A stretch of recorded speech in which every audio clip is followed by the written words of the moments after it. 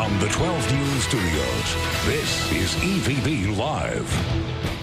It is Friday, and that means we're talking about one of the biggest purchases you'll probably ever make in your whole life. It's your home. Joining us once again is realtor and real estate expert Holly Henbest. Holly, it's good to see you. Thanks for being here. Great to see you too, Matt. Thanks. Okay, so last week we talked about this inspection period. Today we're going to talk about inspectors and home inspections. But first I want to start out with this idea. Some people get confused and think that an inspection is the same thing as an appraisal. Correct? Yes. Oftentimes when you first enter the escrow period, buyers get confused which things happened first and who does what.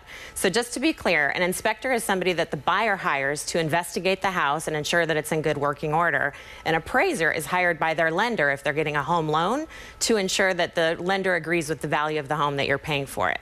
Okay. So definitely two separate topics, and the buyer is the one that pays for the appraisal and the inspection, so sometimes they get confused with that, but the inspector is the one who's going to go up into the attic, into the roof, check the AC and all those good things out. Okay, so how do you find a good inspector then? Typically, people ask their realtor for a couple of recommendations. We usually recommend 2 or 3, let the buyer do their investigations as to who they think will do the best job for them and go from there. How much do these inspectors cost on average? It varies on the size of the home, and it also varies on whether or not you have a pool and if you want to do a termite inspection. But an average cost is going to be around $500 per home, but it's going to vary between $300 and $1,000. Okay, don't skimp on this. I take it it's very well worth that $500. It's your biggest investment. I think another $500 is a well worthwhile cost to make. Okay, so you pay your $500, you get an inspector. When this inspector goes to the home, what is he or she looking for?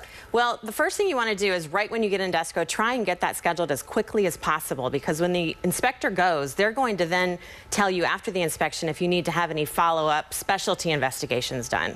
They're, like I said, going to check out your attic, your roof, your AC, your pool, make sure all of your plumbing and electrical are in working order. But if they find something that looks a little gray, they're going to suggest maybe you need a roof specialist to come take a look at the roof, or you need an AC specialist to come take at the roof. If you're in the escrow period, your first 10 days is considered the inspection period. So it's during that time, if you can get the inspector out there right away, you'll have time to then follow up with additional inspections. Okay, so the inspector looks for problems or potential problems that maybe you or I might not see on our own. So if, let's say, there is a problem with the AC, with the roof, what do you do then? Well, the seller is required as part of the standard purchase contract to ensure that anything mechanically related to the house is in good working order. So if you find out that the AC doesn't work or the stove doesn't work, those are things the seller is going to be required to fix. But they're not going to know that until you do the inspection and tell them that.